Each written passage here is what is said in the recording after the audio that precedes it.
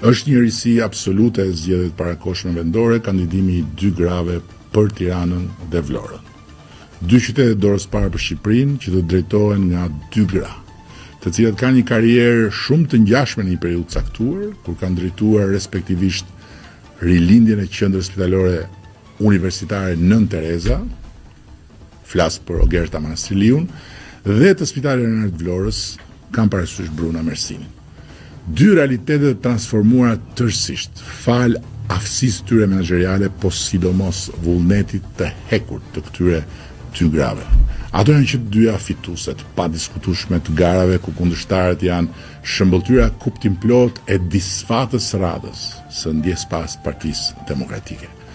Këneta është kaq e dëshpëruar sa për Tiranën ka nxjerrë një aktor humori në rolin e një kandidati qasmet pavarur, që për vite të tëra i ka bërë për të qeshur të gjithë pa dallim, madje edhe vetë Kongresin e Partisë Socialiste e ka shkrirë gazit kur ka ardhur një herë për të luajtur rolin tim. Prandaj unë nuk e gjykoj hiç as fare keq aktorin për rolin e ri që ka marrë, se aktorët atë punë kanë, me role jetojnë. Po kush voton mua dhe Partinë Socialiste do të votoj Ogerta Manastriliu.